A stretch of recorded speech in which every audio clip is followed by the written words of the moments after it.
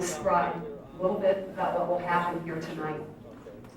This room, filled to capacity, is part of an audience of thousands who will hear the readings and discussions over 200 satellite downlink sites in 44 states and on the internet and on C-SPAN.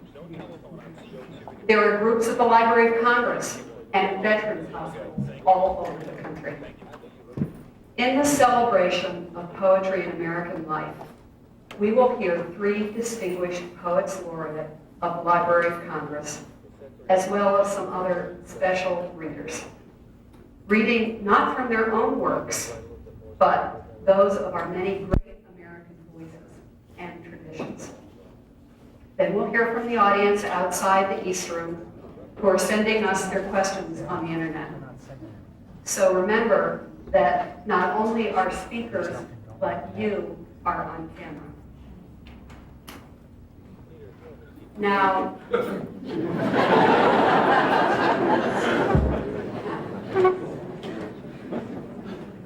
the house is quiet and the world is calm. Soon we will hear words spoken as if there were no book.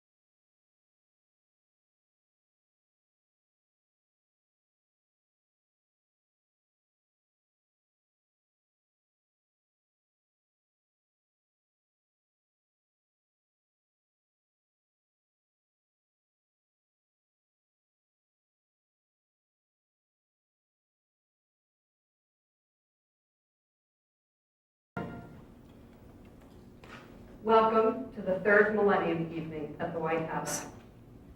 We are glad to know that outside this room, so full of anticipation, are thousands of Americans who are watching, listening, and having your own discussions. We begin this evening with a short film in which our Librarian of Congress tells us about the Poet Laureate Consultant Program and the 3 most recent Poets Laureate speak about their work as writers, but also as voices of poetry. At the same time, we are here to honor all of you, poets of the world, listeners, readers, you whose curiosity and love of language is alive, where the voice that is in us makes a true response, where the voice that is great within us rises up.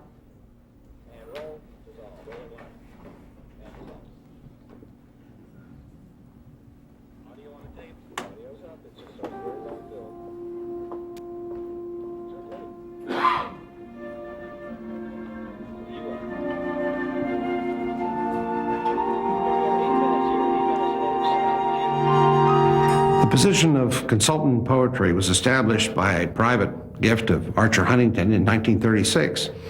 And since then, we've had 37 poets consultant. It was renamed in 1985 by Act of Congress the Poet Laureate Consultant at the Library of Congress. But it's essentially the same position of a poet celebrating on private money through this benefaction the richness and variety of American poetry here at the library and sharing it as far as possible with the American people. In Rita Dove's case, you had somebody who was determined to bring poetry into everyday life, and she did it with enormous imagination and zest. So there was a great breadth there, both in terms of what she drew on and a particular richness in what she gave as a wonderful teacher of poetry and representative of a new, exuberant generation of American poets. Well, Bob House has a wonderful manner, I think, of presenting poetry, but I think the main point was that he was a person capable of making poetry accessible to large numbers of people who might have thought it was something just for other poets. Robert Pinsky has a very original and kind of rich mix of the metaphysical and the ordinary in his poetry, which is a real American strain as well. He also has a special interest in the oral tradition of poetry. So the idea of preserving the poetic heritage of the country and at the same time celebrating it in its oral form of people reading poems aloud to other people. He's a special master and real impresario of that. What is a poet laureate? What is a poet laureate? A poet laureate is someone who has the title poet laureate, which tells you something about the power of words. One of my predecessors said the main job of the poet laureate is explaining what a poet laureate is. I can't tell you how many times I've had people ask me, what does a poet laureate do, or what the heck is a poet laureate? Someone described it to me once as being Miss America for poetry. You're sort of handed this blank set of instructions on how to use the position to be a spokesperson for American letters. The words have a kind of aura to them, it turns out.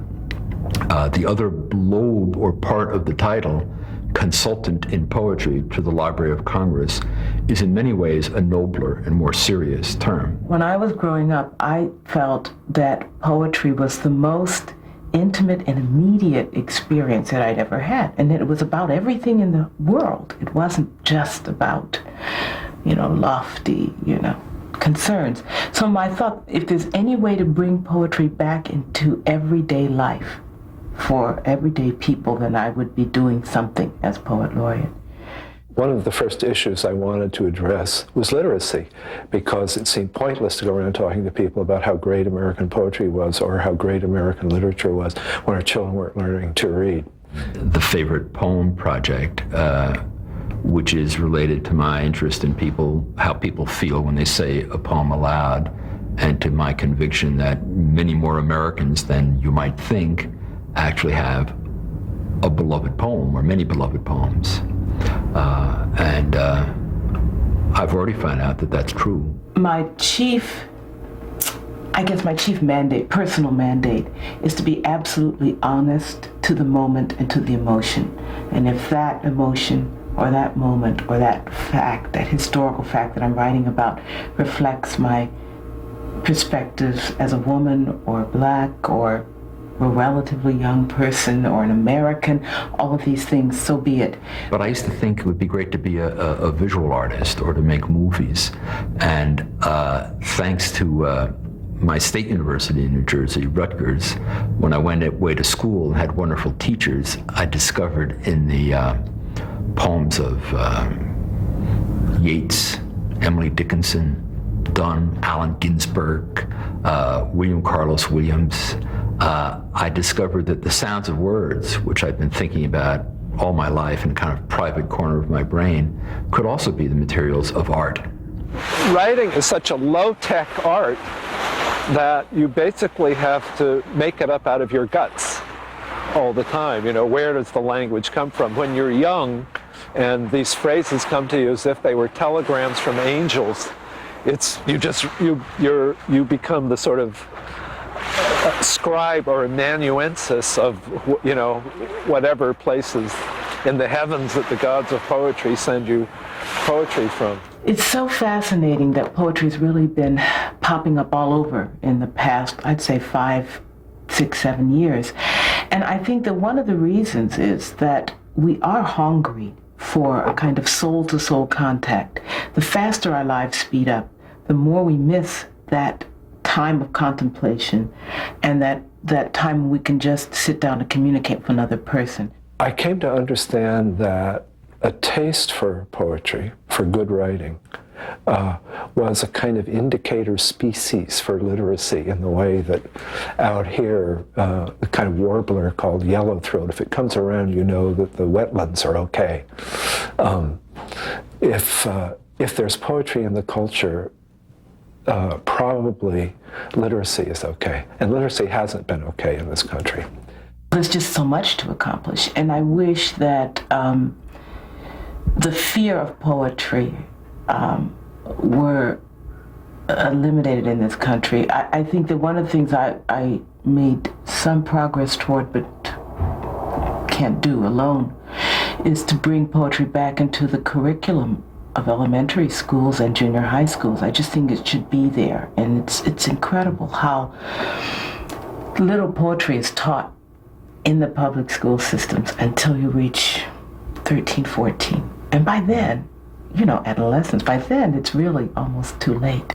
If we don't want the culture of the 21st century to look more or less like Victorian England, 60 to 70% of the urban poor unable to read and addicted to an oral culture that comes through electronic media that they have no control over and no economic or social stake in,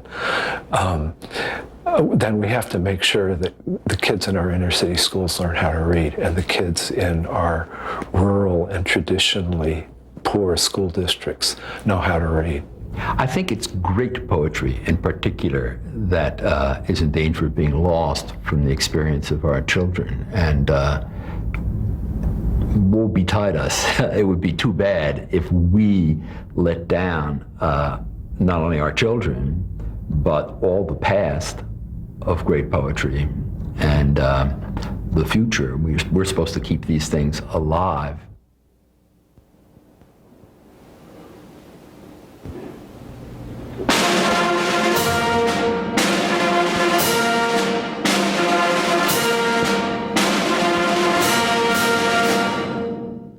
Ladies and gentlemen, the President and First Lady of the United States, accompanied by Poets Laureate Robert Pinsky, Rita Dove, and Robert Haas.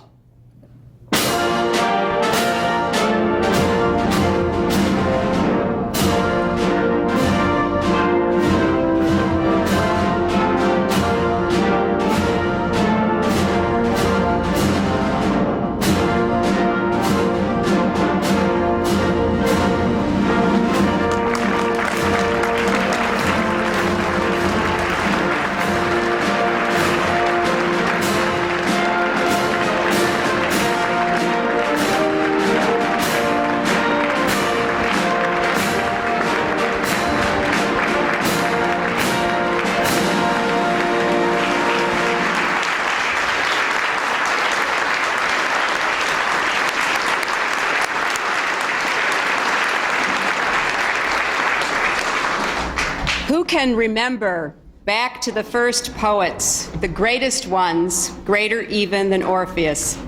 No one has remembered that far back or now considers, among the artifacts and bones and cantilevered inference the past is made of, those first and greatest poets, so lofty and disdainful of renown, they left us not a name to know them by. They were the ones that in whatever tongue worded the world, that were the first to say star, water, stone, that said the visible and made it bring invisibles to view in wind and time and change, and in the mind itself that minded the hitherto idiot world and spoke the speechless world and sang the towers of the city into the astonished sky. They were the first great listeners, attuned to interval, relationship, and scale.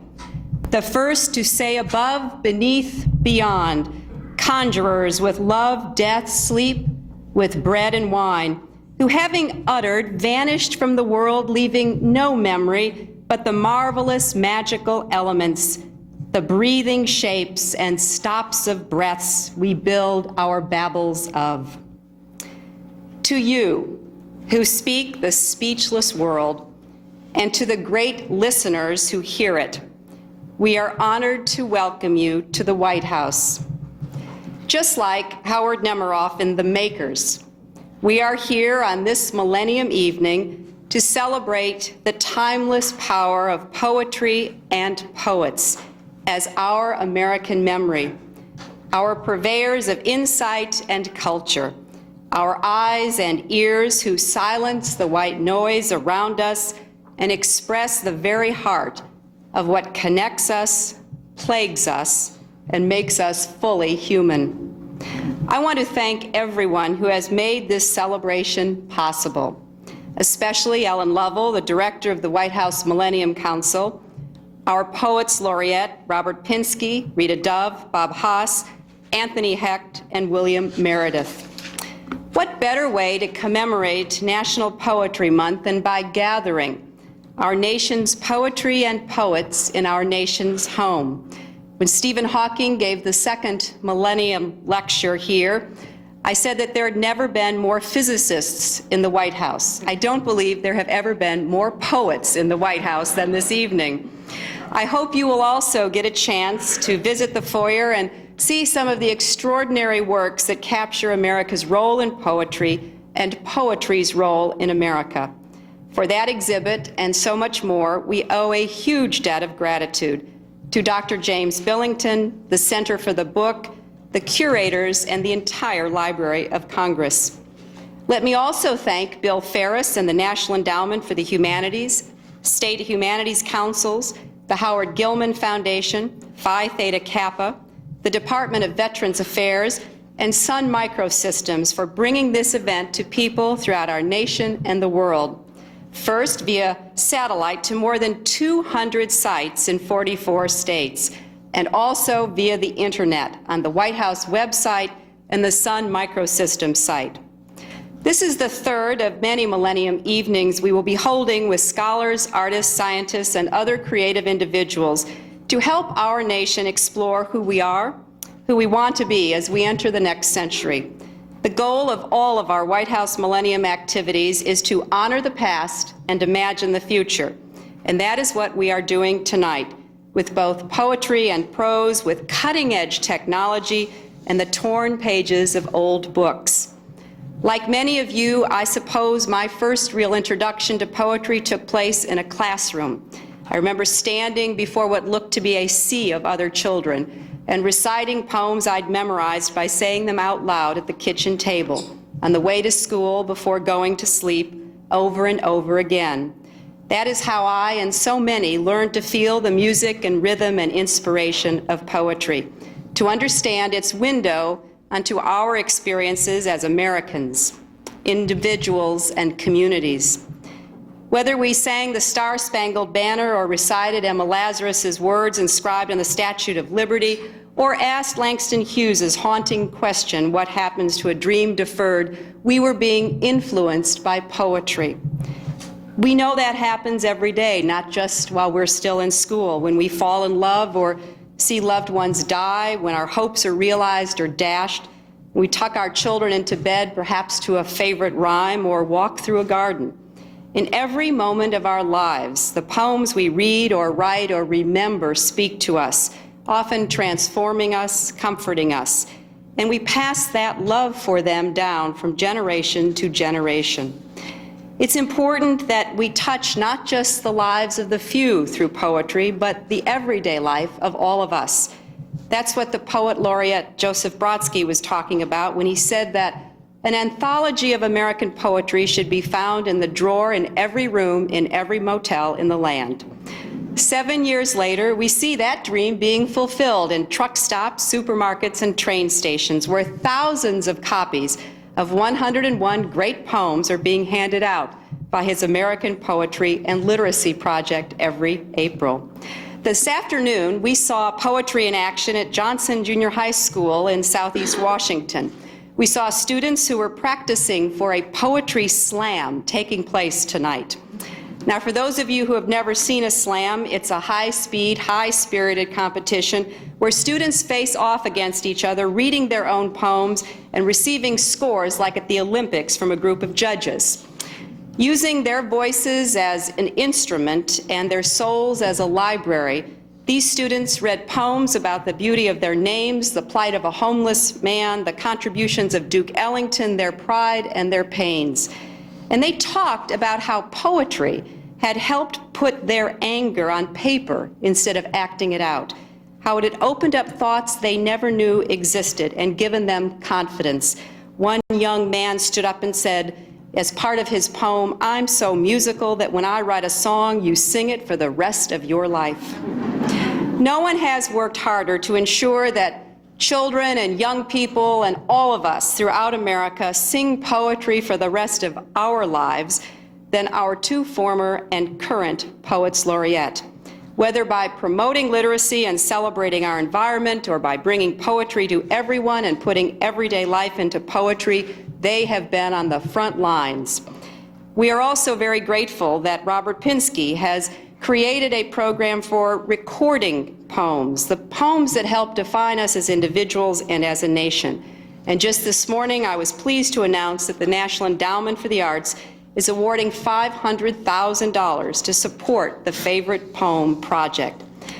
So tonight, it is my great honor to introduce three of Howard Nemiroff's makers, who will speak the speechless world and bring it to all of us. In other words, their own version of the Poetry Slam. Our Poets Laureate, Bob Haas, Rita Dove, and Robert Pinsky, who will start things off with a few comments. Please welcome them.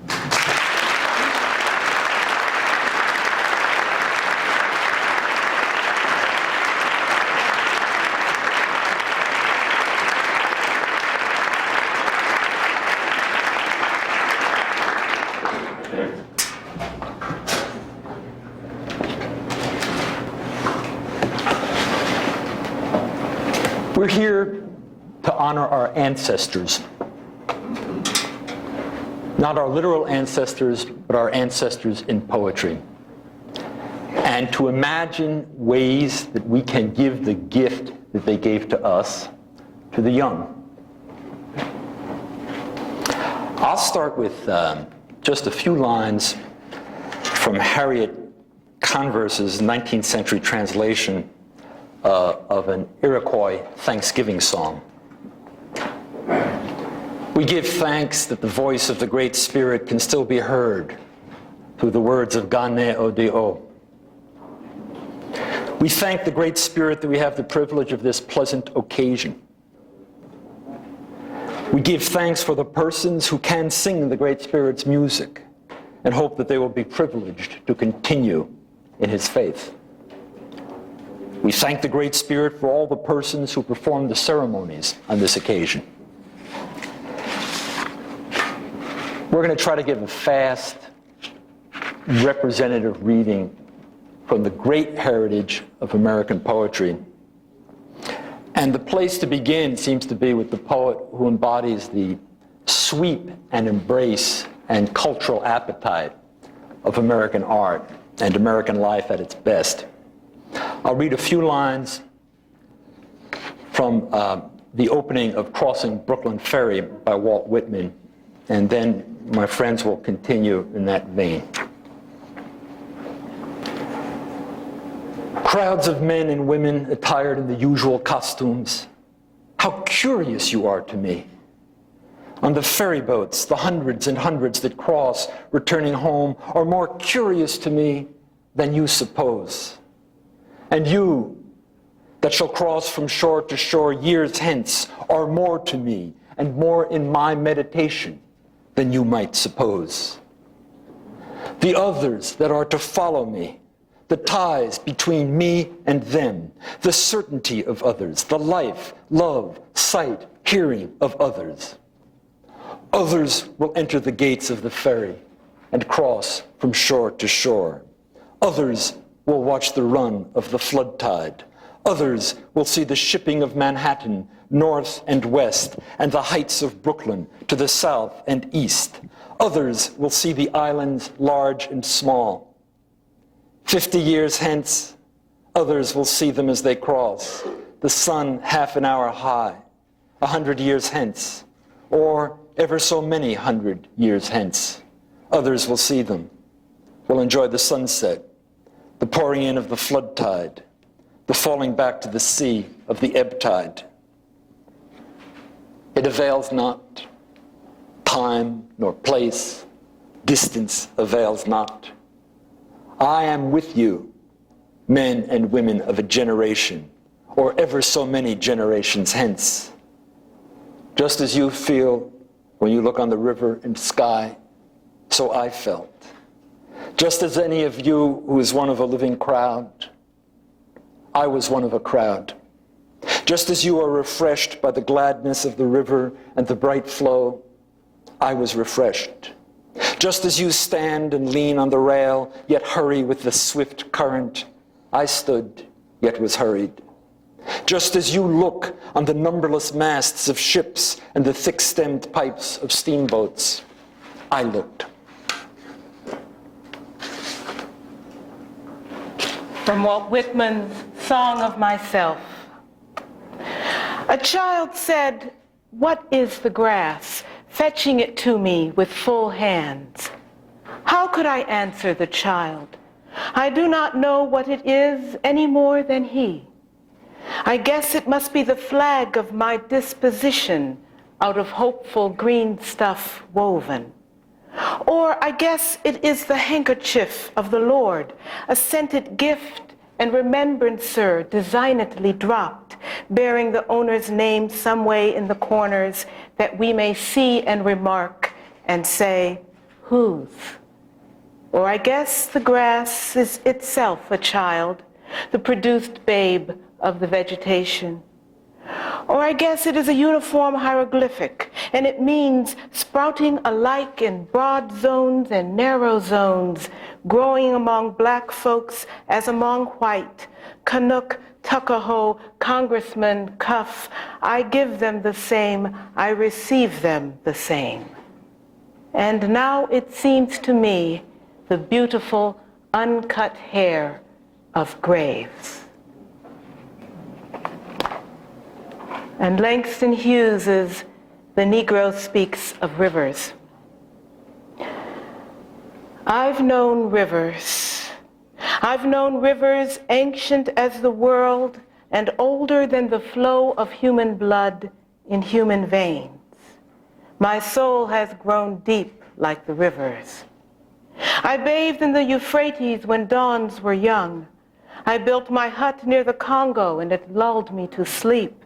I looked upon the Nile and raised the pyramids above it. I heard the singing of the Mississippi when Abe Lincoln went down to New Orleans, and I've seen its muddy bosom turn all golden in the sunset. I've known rivers, ancient, dusky rivers. My soul has grown deep like the rivers. Read a poem written after the death of his wife in the late 1950s, and it's called Vulture. I had walked since dawn and lay down to rest on a bare hillside above the ocean. I saw through half-shut eyelids a vulture wheeling up in heaven, and presently it passed again, but nearer and lower, its orbit narrowing. I understood then that I was under inspection. I lay death still and heard the flight feathers whistle above me and make their circle and come nearer. I could see the naked red head between the great wings, bear downward, staring. I said, "My dear bird, we are wasting time here. These old bones still work. They are not for you." But how beautiful he looked gliding down on those great sails. How beautiful he looked veering away in the sea light over the precipice. I tell you solemnly that I was sorry to have disappointed him. To be eaten by that beak and become part of him, to share those wings and those eyes, what a sublime end of one's body. What an enskyment. What a life after death. I hope you all noticed how artfully we went from the East Coast to the Midwest to the Pacific.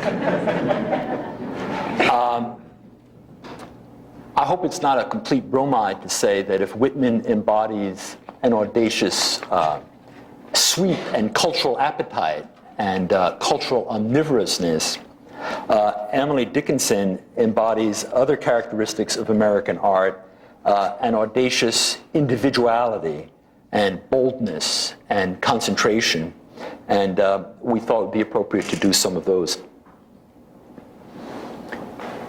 Further in summer than the birds, pathetic from the grass, a minor nation celebrates its unobtrusive mass. No ordinance be seen, so gradual the grace, a pensive custom it becomes, enlarging loneliness. Antiquest felt at noon when August burning low arise this spectral canticle, repose to typify. Remit as yet no grace, no furrow on the glow, yet a druidic difference enhances nature now.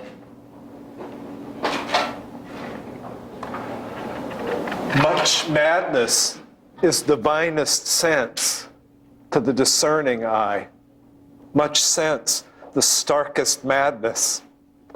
'Tis the majority prevails. 'Tis the majority in this as all prevails. Assent, and you are sane. Demure, you're straightway dangerous and handled with a chain.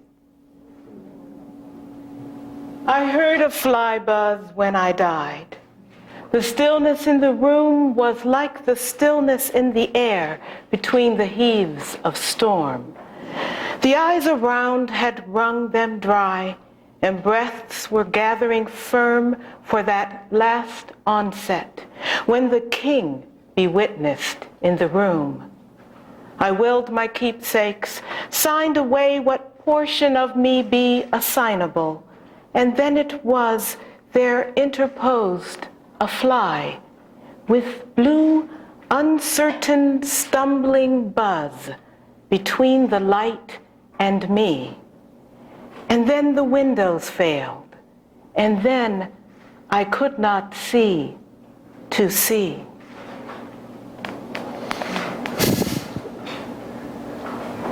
After great pain, a formal feeling comes. The nerves sit ceremonious like tombs. The stiff heart questions, was it he that bore, and yesterday, or centuries before? The feet, mechanical, go round of ground or air or aught. A wooden way, regardless grown, a quartz contentment, like a stone. This is the hour of lead, remembered, if outlived, as freezing persons recollect the snow. First chill, then stupor, then the letting go.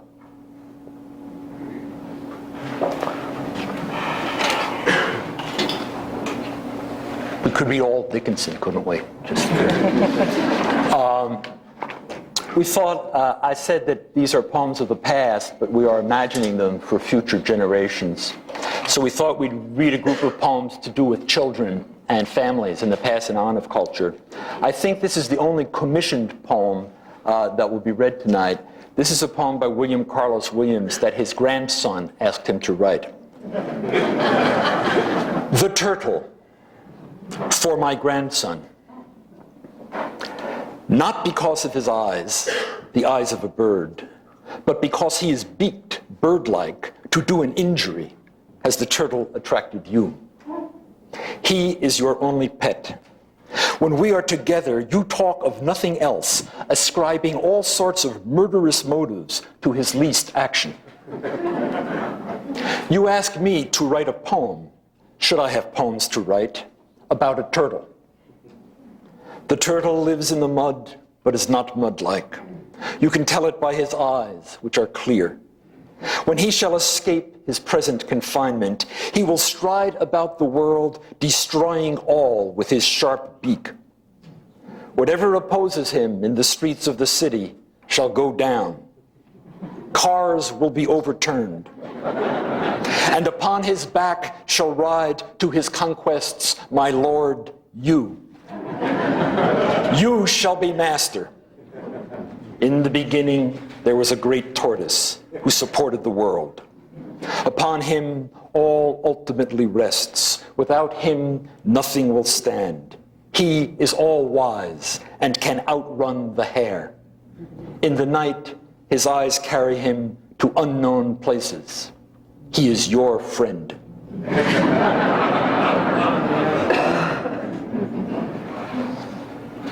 Anne Bradstreet was, I guess, the first American poet. She was the first English colonist to publish a book of poems. She came to New England on the ship Arabella, the first ship that brought the Puritans to New England in 1630, and her book was published in 1650. But the poem I'm going to read was not in that book. She thought it was too personal to be printed, and it wasn't, in fact, printed until 1865. It was a poem that she wrote to her husband in the 9th month of a pregnancy. Giving birth in that wilderness in those years was a risky business, and she feared she wouldn't survive it, and she wrote this poem to speak to him. It begins as Puritan poems often did, in adages and platitudes, but listen to what happens.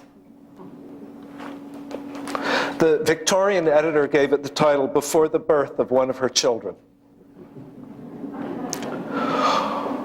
All things within this fading world have end. Adversity doth still our joys attend. No ties so strong, no friend so dear and sweet, but with death's parting blow is sure to meet. The sentence passed is most irrevocable, a common thing, yet, oh, inevitable. How soon, my dear, death may my steps attend. How soon may be thy lot to lose thy friend. We are both ignorant, yet love bids me these farewell lines to recommend to thee, that when that knot's untied that made us one, I may be thine who in effect am none. And if I see not half my day that's due, what nature would, God grant to yours and you. The many faults that well you know I have, let be interred in my oblivious grave. If any worth or virtue were in me, let that live freshly in thy memory. And when thou feelst no grief, as I no harms, yet love thy dead who lay long in thine arms. And when thy loss shall be repaid with gains, look to my little babes, my dear remains, and if thou lovest thyself or lovest me, these, oh, protect from stepdame's injury. And if chance to thine eyes shall bring this verse with some sad sighs, honor my absent hearse, and kiss this paper for thy love's dear sake, who with salt tears this last farewell did take. I'll read a poem by one of our predecessors as consultant in poetry to the Library of Congress, Robert Hayden. The poem is a memory of his childhood. Those winter Sundays. Sundays, too, my father got up early and put his clothes on in the blue-black cold. Then, with cracked hands that ached from labor in the weekday weather, made banked fires blaze. No one ever thanked him. I'd wake and hear the cold splintering, breaking.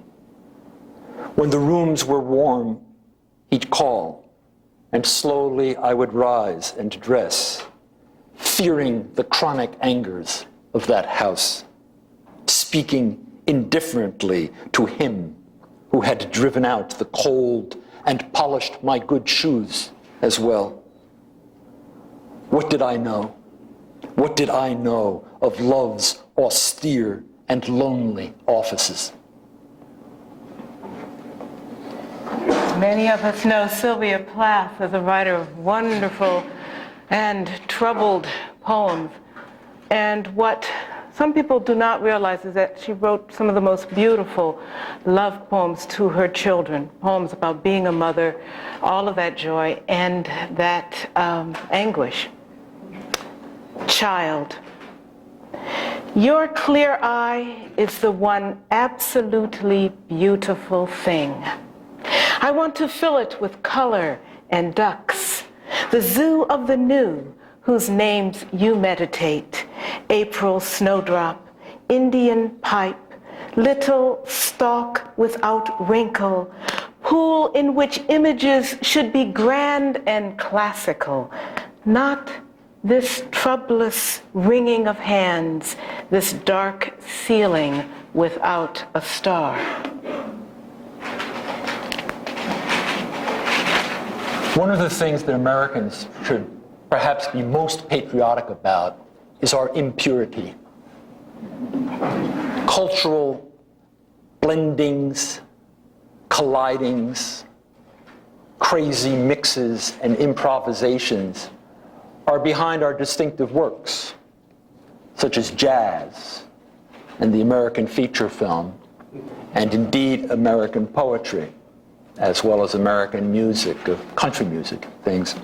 And we thought we'd try to read a few poems that suggest some of that genius for unexpected and impure cultural mixes and ways that we're related to the cultures of other continents in ways that are unexpected.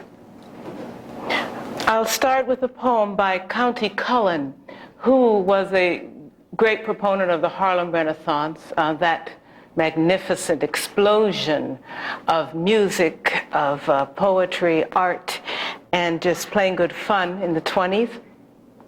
In this poem, though, Countee Cullen, who's an African-American poet, writes to another poet, to John Keats, the English poet.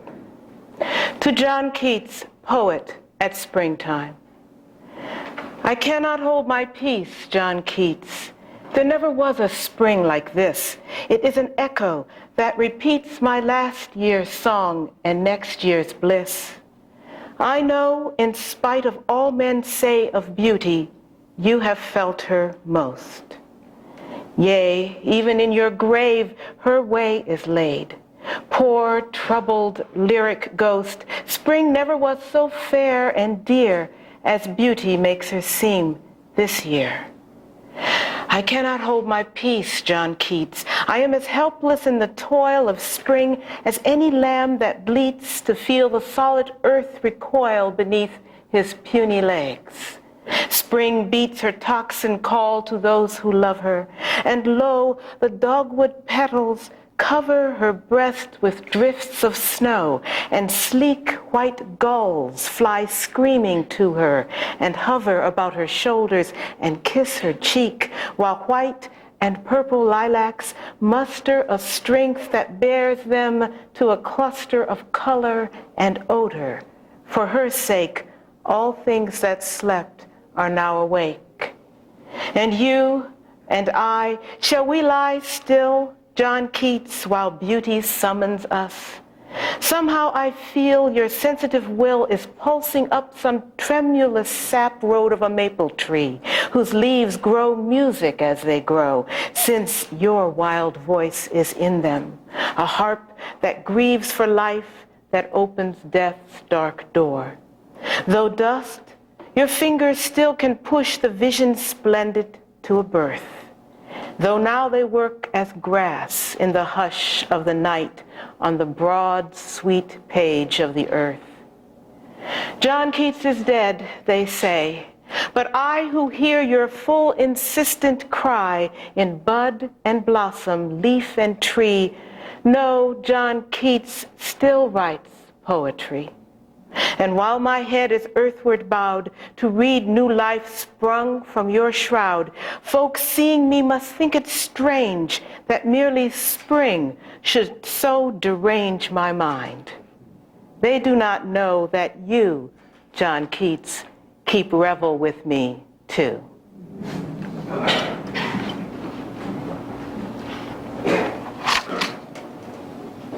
A whole tremendous weight of European thought and religion and philosophical questioning is dealt with in a very irreverent and saucy way in this poem by Wallace Stevens. The pleasures of merely circulating. The garden flew round with the angel flew round with the clouds, and the clouds flew round, the clouds flew round, the clouds flew round with the clouds. Is there any secret in skulls, the cattle skulls in the woods? Do the drummers in black hoods rattle anything out of their drums? Mrs. Anderson's Swedish baby might well have been German or Spanish, but that things go round and again go round has rather a classical sound.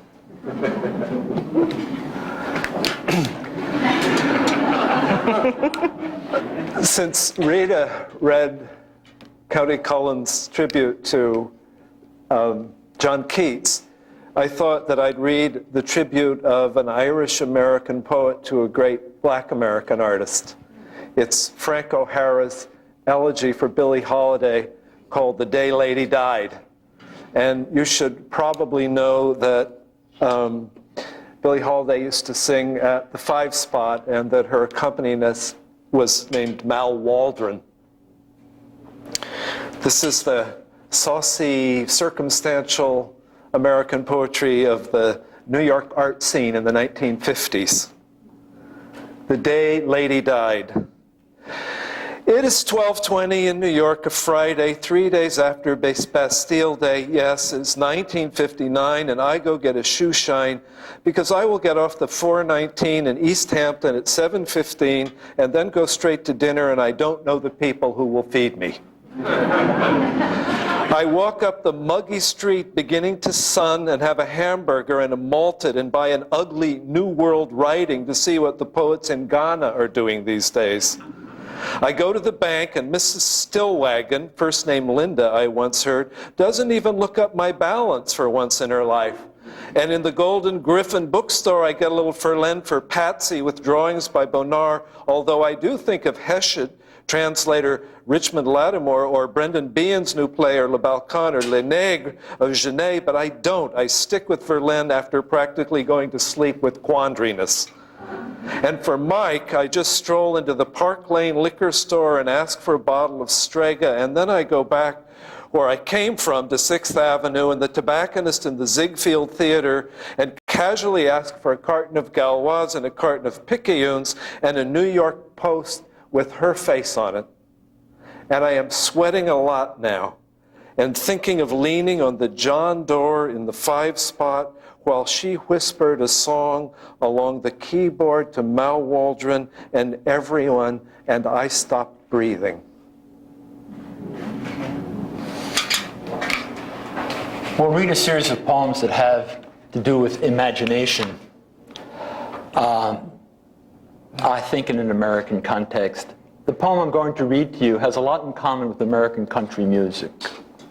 It's basically a kind of a somebody done somebody wrong narrative in which the extraordinary nature of the woman who chooses very badly in love becomes part of the pride of a town. And the relationship between the gossip or the preoccupation of the town and her heroism makes something of the story that's a little more significant to the imagination than the story would be in itself for her or than the town would be. And the rhymes, it's Edwin Arlington's Eros Tyrannos, Love the Tyrant. The rhymes in the poem are like a somewhat ironic, somewhat longing notion of a ballad, but it's like a hyper ballad. It's a ballad straining to be a ballad, in a community that is partly too lonely to be the adequate community. Eros Tyrannos. She fears him and will always ask what fated her to choose him. She meets in his engaging mask all reasons to refuse him, but what she meets and what she fears are less than are the downward years drawn slowly to the foamless weirs of age were she to lose him. Between a blurred sagacity that once had power to sound him, and love that will not let him be the Judas that she found him, her pride assuages her almost, as if it were alone the cost. He sees that he will not be lost and waits and looks around him. A sense of ocean and old trees envelops and allures him.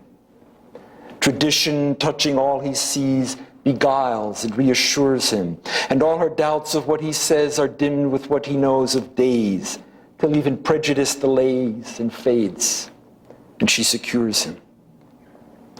The falling leaf inaugurates the reign of her confusion. The pounding wave reverberates the dirge of her illusion, and home where passion lived and died becomes a place where she can hide while the town and harbor side vibrate with her seclusion. We tell you, tapping on our brows, the story as it should be, as if the story of a house were told or ever could be. We'll have no kindly veil between her visions and those we have seen, as if we guessed what hers have been or what they are or would be. Meanwhile, we do no harm, for they that with a God have striven, not hearing much of what we say, take what the God has given, though like waves breaking it may be, or like a changed familiar tree, or like a stairway to the sea where down the blind are driven. Elizabeth Bishop wrote one of the most amazing sestinas, I think, in the English language. The sestina is a lot like a household as seen by a child. Words keep popping up, objects, and you try to make sense of them. And just as the sestina uses those 6 words over and over again, a child will find a way to piece together the puzzle of its existence and its place in the world. This is Elizabeth Bishop's sestina. September rain falls on the house. In the failing light, the old grandmother sits in the kitchen with the child beside the little marble stove, reading the jokes from the almanac, laughing and talking to hide her tears. She thinks that her equinoctial tears and the rain that beats on the roof of the house were both foretold by the almanac, but only known to a grandmother. The iron kettle sings on the stove. She cuts some bread and says to the child, "It's time for tea now." But the child is watching the tea kettle's small, hard tears dance like mad on the hot black stove, the way the rain must dance on the house. Tidying up, the old grandmother hangs up the clever almanac on its string. Bird-like, the almanac hovers half open above the child, hovers above the old grandmother and her teacup full of dark brown tears. She shivers and says she thinks the house feels chilly and puts more wood on the stove. "It was to be," says the marble stove. "I know what I know," says the almanac. With crayons, the child draws a rigid house and a winding pathway. Then the child puts in a man with buttons like tears and shows it proudly to the grandmother. But secretly, while the grandmother busies herself about the stove, the little moons fall down like tears from between the pages of the almanac into the flower bed the child has carefully placed in the front of the house. "Time to plant tears," says the almanac. The grandmother sings to the marvelous stove, and the child draws another inscrutable house. Wallace Stevens probably thought longer and more directly about imagination, about the American imagination, about the relationship of the imagination to reality than any other American poet. And this is his last, possibly his second to last poem on the subject. It's either the last poem he wrote or very near it. This man who spent 30 years walking from his house to his job as an executive vice president of the Hartford Insurance Company, musing on his own mind. And this last poem he called Of Mere Being. I should say that it's a man who lived through hard winters, Floridian imagination of mere being. The palm at the end of the mind, beyond the last thought, rises in the bronze decor.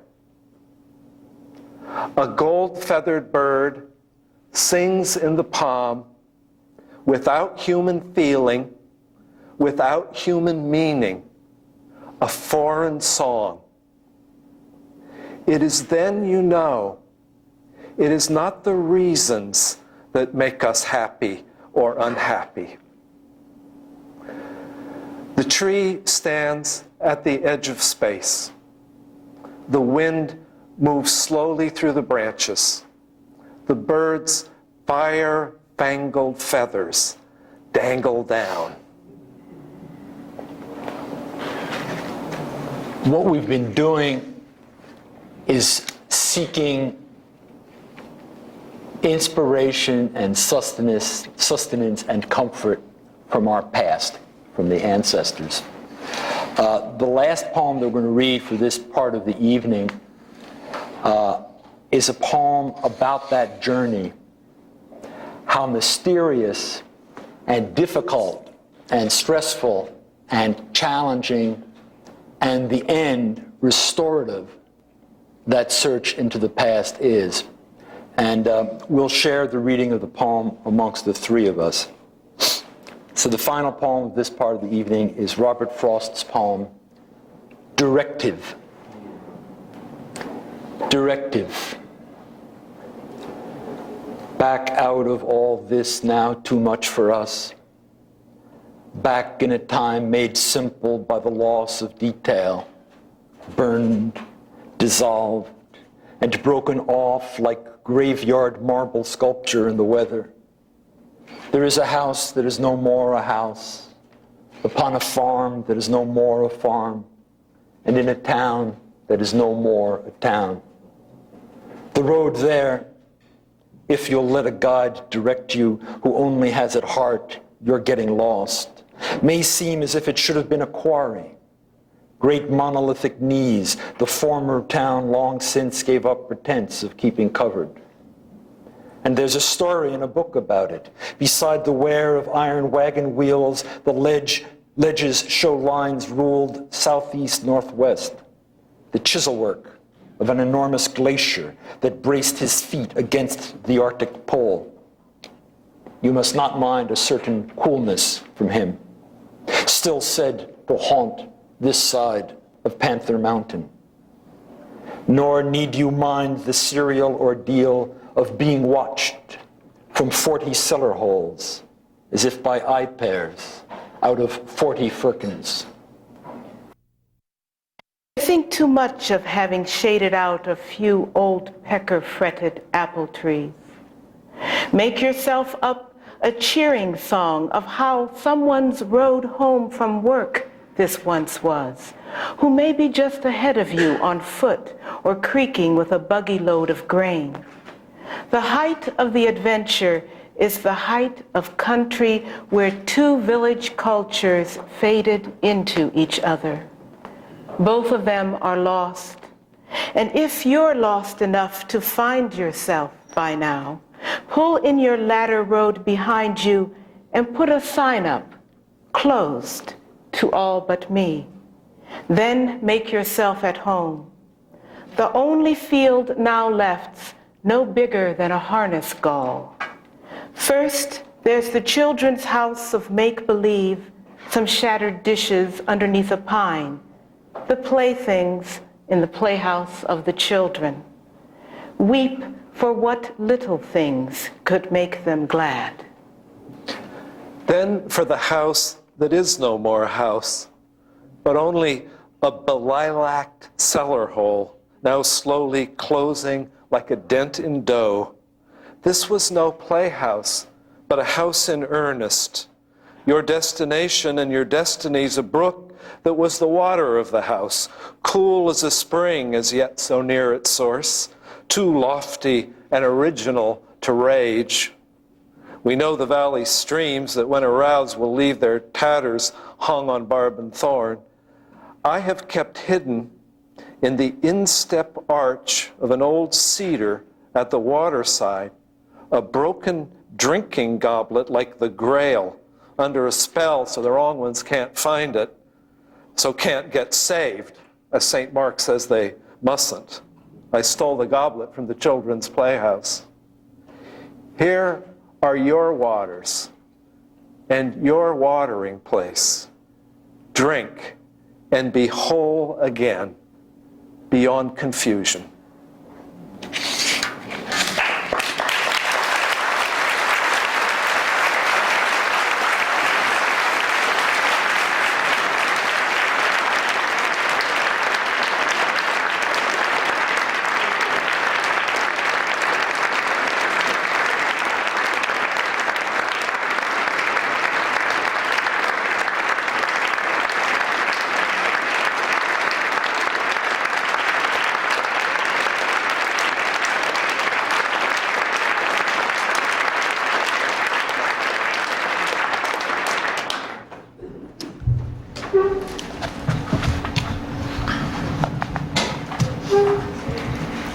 I don't mean to be heretical, but I was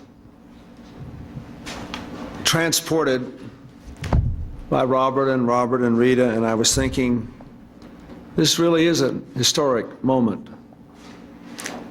First, there were the three tenors.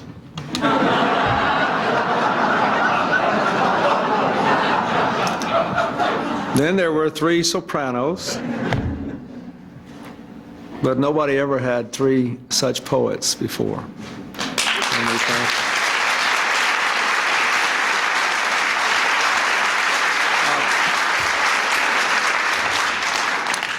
A few years ago, there was an interesting article in the Atlantic Monthly which asked whether poetry could matter in the 21st century. I reread it a few moments before coming down tonight. You know, in this crazy world we're living in, everything's running around so fast. If it could matter, how could we revive the human value of poetry, its importance to our culture, to our sense of who we are and who we are becoming as individuals and as a people? Well, tonight there is a poet who was not an American, but was very much of the Americas, and I think we would be remiss not to acknowledge. Here's what Octavio Paz said about his craft. Between what I see and what I say, between what I say and what I keep silent, between what I keep silent and what I dream, between what I dream and what I forget. Poetry. That is what we celebrate here tonight. Does it have any value? Of course it does. It made us happy, it made us nostalgic, it made us sad, it made us wiser tonight. When I was a boy in high school, I was once required to memorize 100 lines from Macbeth. Hardly designed to entice me to a public career.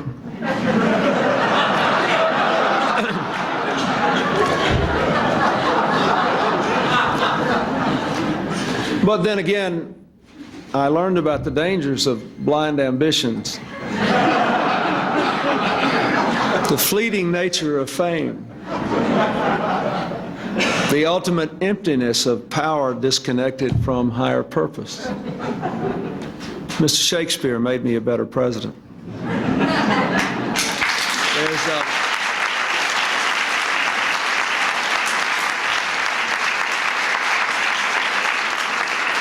something, quite a lot, to be said for all this, and I welcome you here tonight. Tonight we have honored the poetry of our nation's past. Now I'd like for you to see some of the poets of our future, people whom Hillary and our Poets Laureate visited with today at Johnson Junior High School. Screens. Do you have a clue what life is like today? People being abandoned, have no place to stay. Do you have a clue that we're running out of time?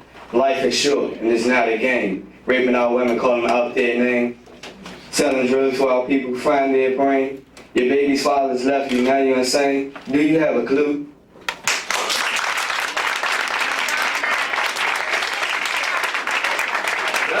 How has being involved in this changed you in any way, or has it changed your life, or, you know, made any kind of big difference to you? Changed the way I look, the way I talk.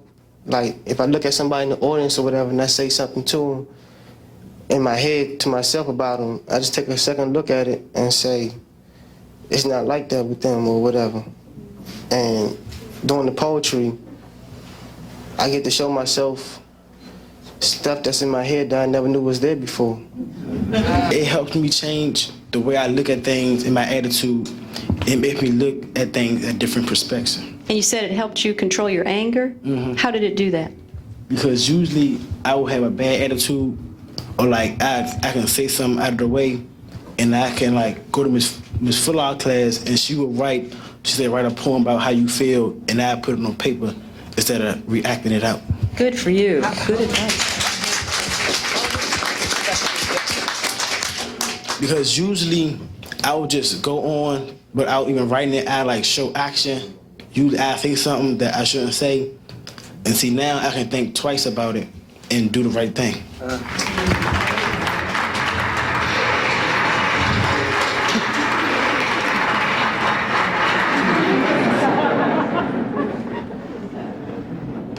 Now I'd like to turn the discussion over to the director of our White House Millennium Project, Ellen Lovell. Ellen. Thank you, Mr. President. We invited some other Americans who love poetry to come here and read us their favorite poems.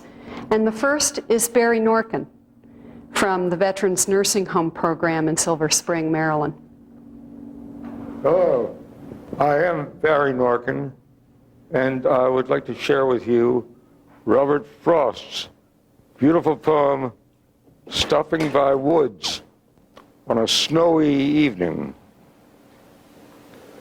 Whose woods these are, I think I know. His house is in the village, though. He will not see me stopping here to watch his woods fill up with snow. My little horse must think it queer to stop at a farmhouse near, between the woods and frozen lake, this darkest evening of the year. He gives his harness bells a shake to ask if there's some mistake. The only other sounds, the sweep of easy wind on downy flake.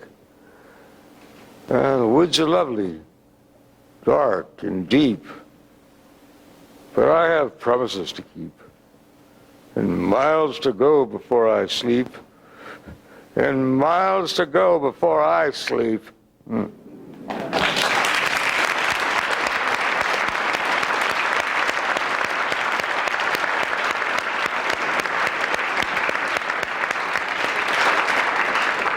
Thank you, Mr. Norkin. I know that poem means a lot to you. We have internet questions now from all over the world, Mrs. Clinton, from Germany and Australia, Saudi Arabia, England, and India. But let's take the first one from the United States. This question is from Rebecca Sue Olson from Chapin, South Carolina, and it's for any of the poets. As we become more and more of a soundbite society and rely upon technology for communication, will poetry even be relevant in the new millennium? Robert, Bob, Rita?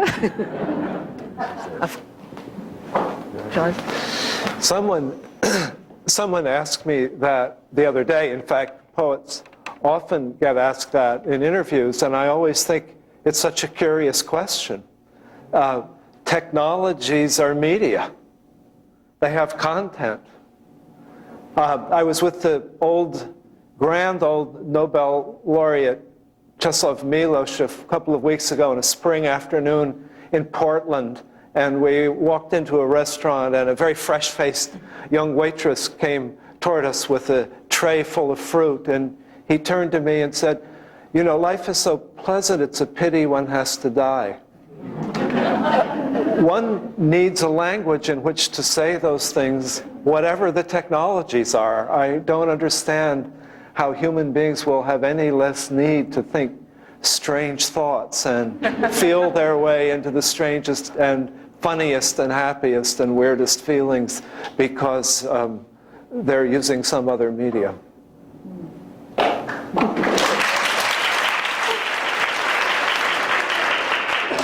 Reverend Michael Haynes from the 12th Baptist Church in Boston.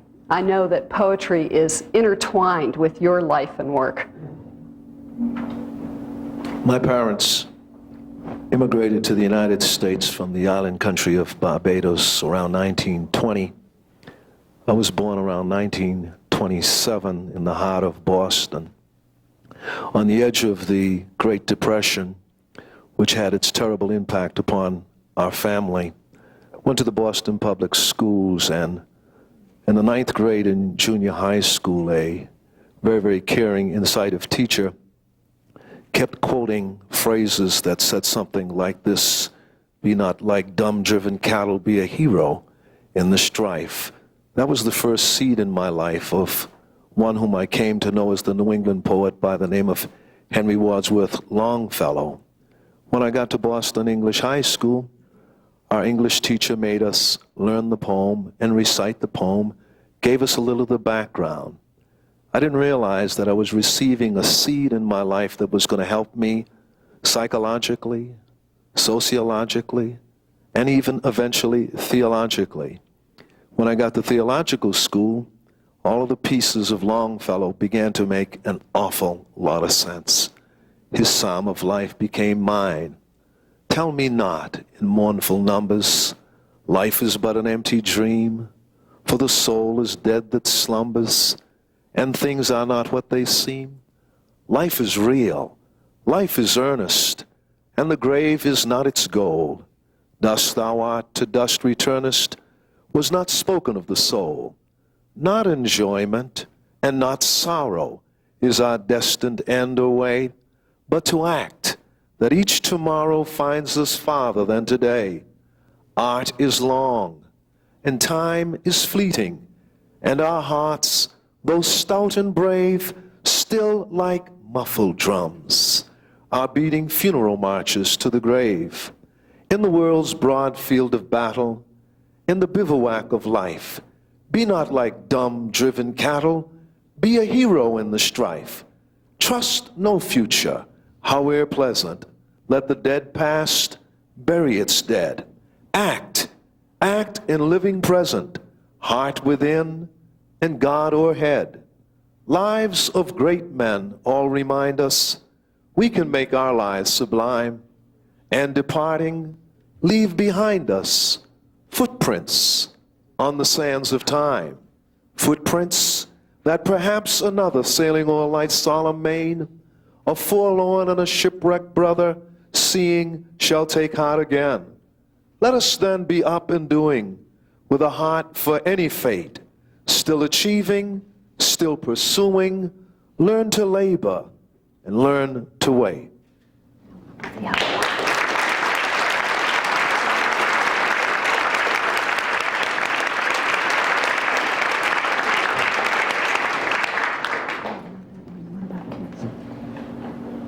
This next question from the internet is from Everett C. Albers from Bismarck, North Dakota. Suppose that in the next millennium, poetry becomes the medium of shared vision and American community. There's a reading beginning at midnight, 2,999. What lines from American poetry of the 20th century might be recited 1,000 years or so hence? I knew you were going to do that. Probably someone would get up and sing Bob Dylan's "The Times They Are A-Changing." They are changing. And that would be very appropriate.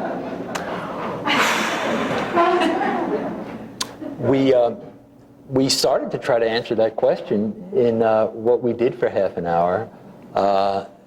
We were partly thinking of the occasion, but I would say that Williams, Stevens, Bishop, Frost, O'Hara, Hughes, Hayden, the poets that we read represent not only our sense of what would be good to read on this occasion, but also things that live in our hearts and we think are likely to be living 100 years from now, things by those authors. So it's not a very original answer, but it is from the heart. And we can see that, I mean, if you think of, we read Dickinson and we wanted to stay there. She will also be read in the year 2,999. When I spoke with Rick Wormley, a middle school teacher from Herndon, Virginia, and the 1996 Disney English Teacher of the Year, his deep feeling for words really came through. He's here with his students. Rick? Thank you. Thank you very much. We took your charge at heart. We have 11 and 12-year-olds, not just 13-year-olds, Miss Dove, some of Virginia's finest with us here tonight. But I have to tell you that in our classroom, we try to make poetry so compelling that the students can only escape by feeling the poet's passion, understanding the context, and with each poem we somehow plant a seed, I hope, of developed thought, developed maturation and understanding. But it is through poetry that we're finally able to express those things that are unspeakable, unbridled joy and tragic sorrow. It is the latter of those two that I share with you tonight in an effort to make poetry alive and lasting for my students. I read you the Ballad of Birmingham by Dudley Randall, which expresses what was going on in this poet's mind at the bombing of the churches in 1963, Birmingham, Alabama. Mother dear, may I go downtown instead of out to play and march the streets of Birmingham in a freedom march today? No, baby, no, you may not go, for the dogs are fierce and wild, and clubs and hoses, guns and jail are not good for a little child. But mother, I won't be alone. Other children will go with me and march the streets of Birmingham to make our country free. No, baby, no, you may not go, for I fear those guns will fire. But you may go to church instead and sing in the children's choir. She has combed and brushed her night dark hair and bathed rose petals sweet and drawn white gloves on her small brown hands and white shoes on her feet. The mother smiled to know her child was in the sacred place. That smile was the last smile to come upon her face. For when she heard the explosion, her eyes grew wet and wild. She raced through the streets of Birmingham, calling for her child. She clawed through bits of glass and brick, then lifted out a shoe. Oh, here's the shoe my baby wore. But baby, where are you? Thank you.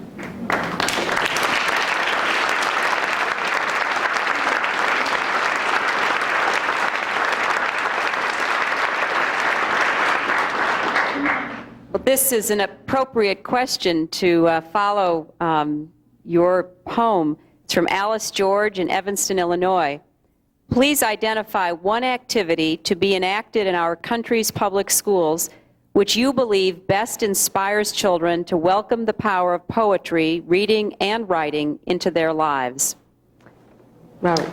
A very simple answer, to read aloud.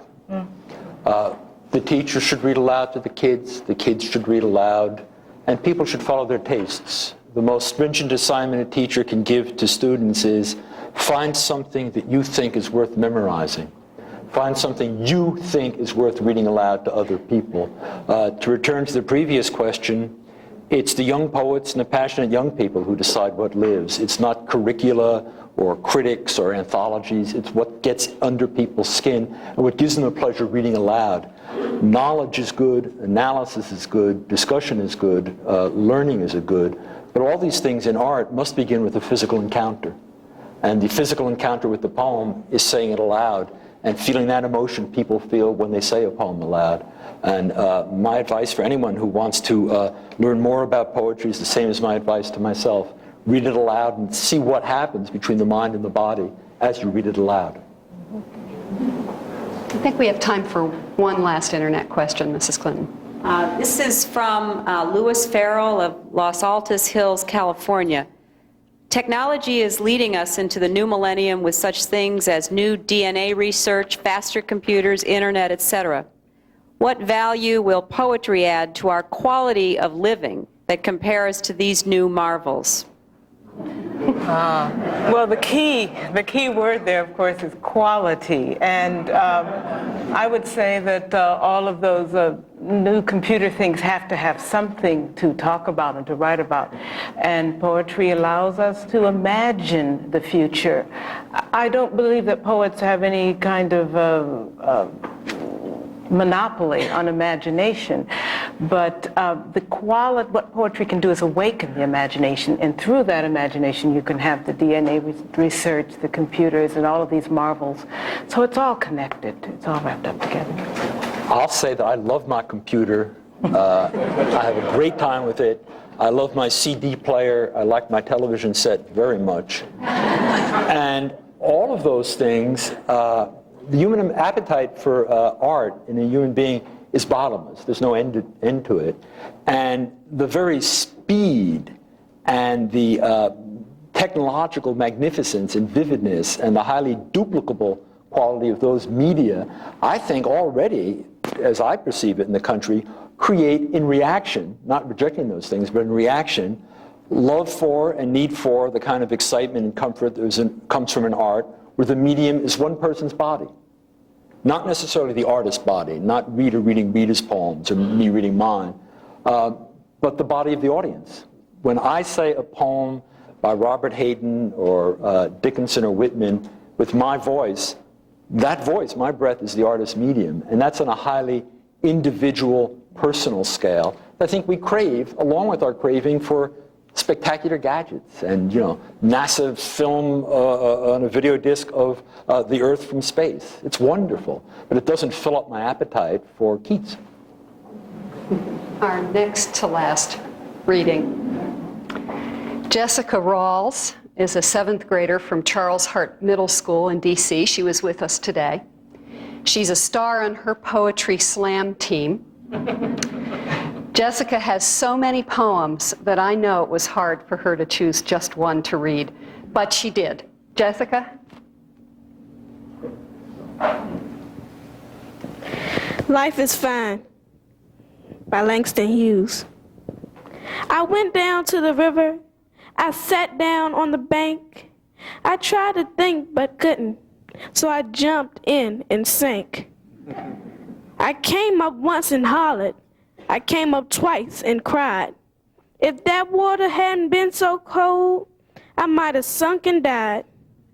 But it was cold, cold that water, it was cold. I took the elevator 16 floors above the ground. I thought about my baby and thought I would jump down. I stood there and hollered, I stood there and cried. If it hadn't been so high, I might have jumped and died. But it was high. High up there, it was high. So since I'm still here living, I guess I will live on. I could have died for love, but for living I was born.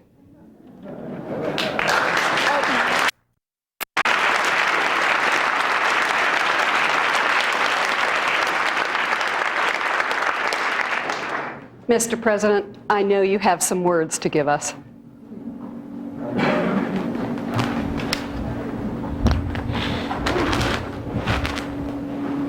Let me say, first of all, I thought the people who were in the audience who read their poems were absolutely fabulous, and I'd like to thank you all.